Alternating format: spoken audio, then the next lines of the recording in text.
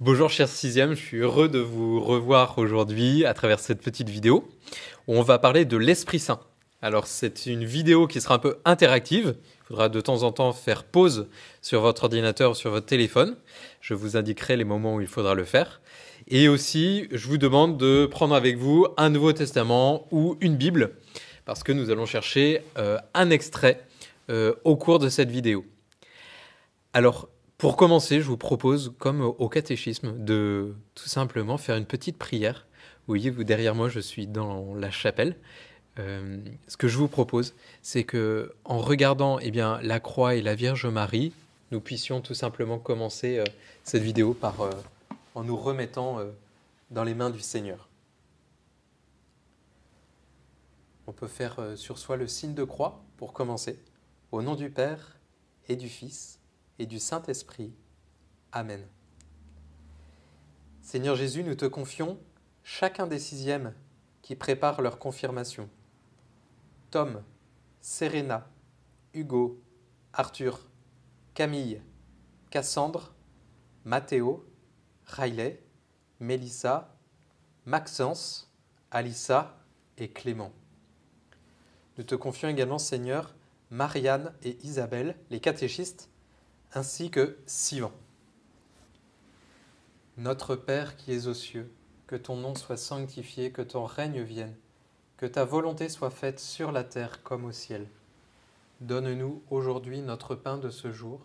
Pardonne-nous nos offenses, comme nous pardonnons aussi à ceux qui nous ont offensés. Et ne nous laisse pas entrer en tentation, mais délivre-nous du mal. Amen. Et Vierge Marie, nous vous confions toutes nos familles. Je vous salue Marie, pleine de grâce, le Seigneur est avec vous. Vous êtes bénie entre toutes les femmes, et Jésus, le fruit de vos entrailles, est béni. Sainte Marie, Mère de Dieu, priez pour nous pauvres pécheurs, maintenant et à l'heure de notre mort. Amen. Saint Raphaël, priez pour nous. Cœur sacré de Jésus, j'ai confiance en vous. Au nom du Père et du Fils et du Saint-Esprit. Amen. Alors je vous propose de prendre votre évangile ou votre Bible et nous allons chercher dans l'évangile de Saint Jean, le chapitre 15, les versets 26 et 27. Donc voilà, vous pouvez faire pause, cherchez votre évangile, cherchez le chapitre 15 dans Saint Jean et les versets 26 et 27. Dès que vous y êtes, vous reprenez la vidéo.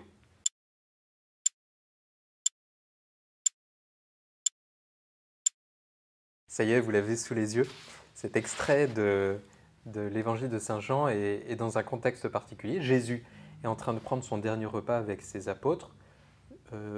Judas, vous savez, le traître, est déjà parti. Et donc il se trouve avec les 11 autres apôtres, et Jésus leur ouvre son cœur pour leur parler. Il sait que de toute façon, dans une journée plus tard, le lendemain, il sera condamné à mort et crucifié. Donc ces paroles sont un peu comme, vous savez, les dernières paroles avant la mort de quelqu'un, ça s'appelle un testament. Jésus leur ouvre leur cœur pour leur donner un peu ses dernières volontés. Et dans ces dernières paroles, il y a ces deux petites phrases que vous avez trouvées au chapitre 15. « Quand viendra le défenseur, que je vous enverrai d'auprès du Père, lui, l'Esprit de vérité, qui procède du Père, il rendra témoignage en ma faveur. Et vous aussi, vous allez rendre témoignage, car vous êtes avec moi depuis le commencement. » Jésus, vous l'avez entendu, parle de l'Esprit de vérité et aussi d'un défenseur. Alors, à votre avis, qui est-ce? En fait, on le sait, c'est l'Esprit Saint.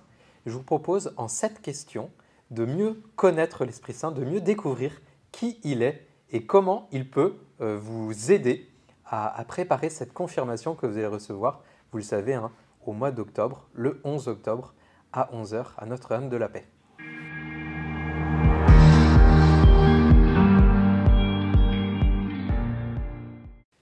La première question qu'on se pose, c'est quels sont les noms de l'Esprit Saint? Alors vous avez vu dans l'extrait de l'évangile de Saint Jean qu'on a lu ensemble, il y en a 2 qui nous sont déjà donnés.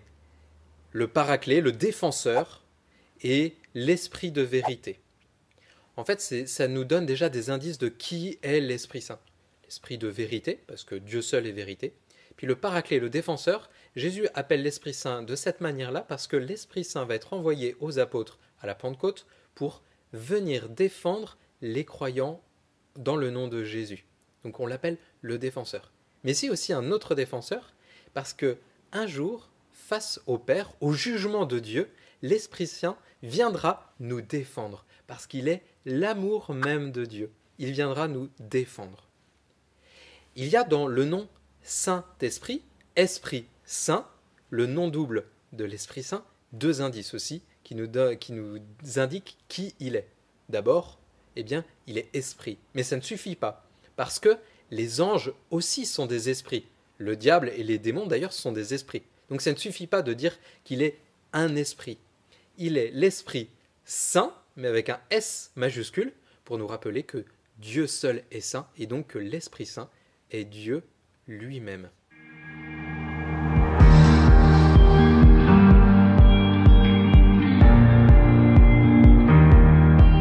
La deuxième question qu'on va se poser, c'est quels sont les signes de l'Esprit Saint? Quelles sont les manières dont l'Esprit Saint utilise pour se rendre visible?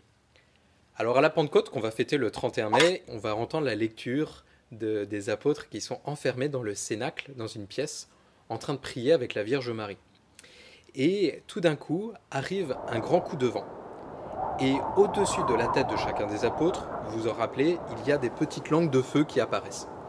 C'est les deux premiers signes de la venue de l'Esprit Saint.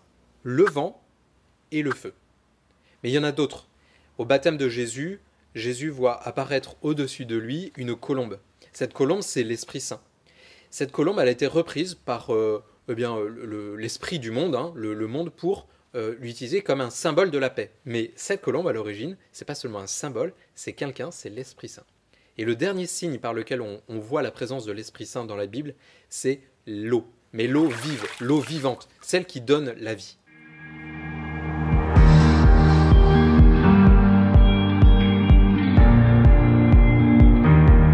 La troisième question qu'on va se poser, c'est qu'est-ce que ça veut dire croire en l'Esprit Saint? En fait, croire, ça veut dire adorer. Croire, c'est adorer Dieu. Alors quand on croit en l'Esprit Saint, ça veut dire qu'on reconnaît que l'Esprit Saint est vraiment Dieu. Notre cœur reconnaît qu'il est l'égal du Père et du Fils. On a confiance que l'Esprit Saint est notre Dieu.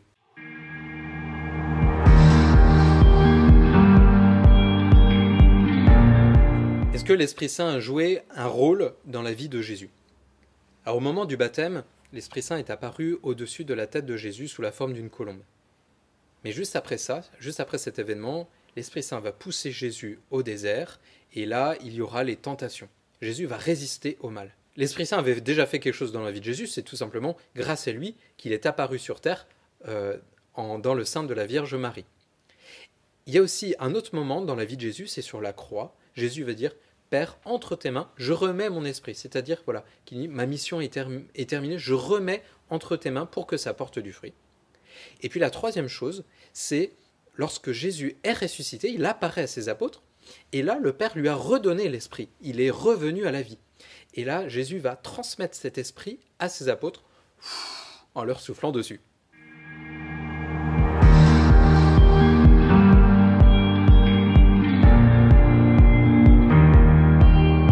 Dans le credo, on dit « Il a parlé par les prophètes ». Qu'est-ce que ça veut dire? Avant la venue de Jésus, Dieu avait envoyé son esprit dans le cœur de certains hommes, certaines femmes, pour qu'il prépare le cœur du peuple de Dieu à un événement très important, la venue du Messie, la venue du Sauveur.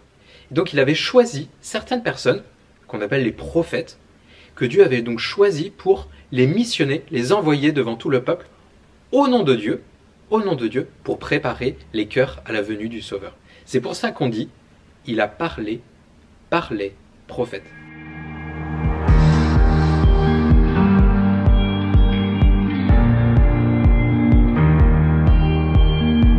Alors une autre question qui se pose, c'est de savoir si l'Esprit Saint agit encore aujourd'hui. Et c'est une bonne question. Effectivement, oui, l'Esprit Saint continue d'agir. Comment? Premièrement, il édifie l'Église, c'est-à-dire qu'il est un peu comme le ciment entre les pierres de l'Église. Pour que l'Église tienne, il faut du ciment entre les pierres, sinon ça tombe, c'est fragile. Eh bien, entre chacun d'entre nous, il y a un lien qui s'appelle l'amour, la charité. C'est l'Esprit Saint lui-même qui est entre nous.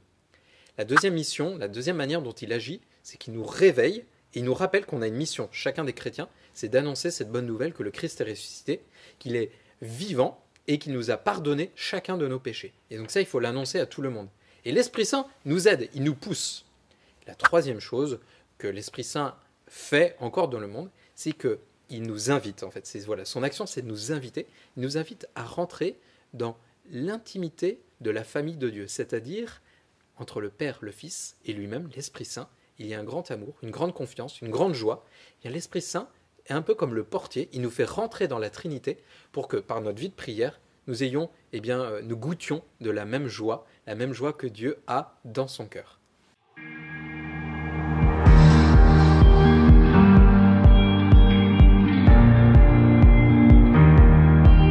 Enfin, la dernière question, c'est comment l'Esprit Saint agit dans notre vie? Et la première chose, c'est qu'il nous pousse à aller vers Dieu. L'Esprit Saint, il agit dans mon cœur en ouvrant, en mettant un désir dedans, celui de rejoindre Dieu. Dieu nous propose à chacun d'entre eux une amitié, bien l'Esprit Saint nous pousse à cette amitié. L'Esprit Saint nous pousse aussi à mieux prier. Il nous apprend à prier. La troisième chose, c'est qu'il nous pousse à aller vers les autres et à, bien sûr, accomplir notre mission de chrétien, c'est-à-dire annoncer la bonne nouvelle, mais pas que. Il nous apprend aussi à mieux aimer les autres. Finalement, l'Esprit Saint, on ne voit pas quand est-ce qu'il est là, mais on voit qu'il était là. C'est-à-dire que on voit qu'il était là par les fruits, c'est-à-dire que notre cœur, il est en paix, il est dans la joie. Et tout cela a pris la place de nos vexations, de nos rancunes, de nos colères. Les fruits de l'Esprit Saint, lorsqu'ils apparaissent dans nos vies, ce sont des signes qu'il était là dans notre vie et qu'il continue à faire son œuvre en nous. Cher sixième, je vais vous laisser ici pour cette première vidéo. Elle était peut-être un peu longue, c'était sur l'Esprit Saint. Il nous reste donc une chose à voir dans le credo, c'est je crois en l'Esprit Saint et à la Sainte Église catholique. Mais la prochaine vidéo, nous verrons qu'est-ce que c'est que la Sainte Église catholique, qu'est-ce que c'est que l'Église. Et je vous dis à très bientôt. Je vous invite à ne pas oublier votre prière du matin et du soir. Et merci de m'avoir écouté jusque-là. Prions les uns pour les autres, ainsi que pour nos catéchistes. À bientôt.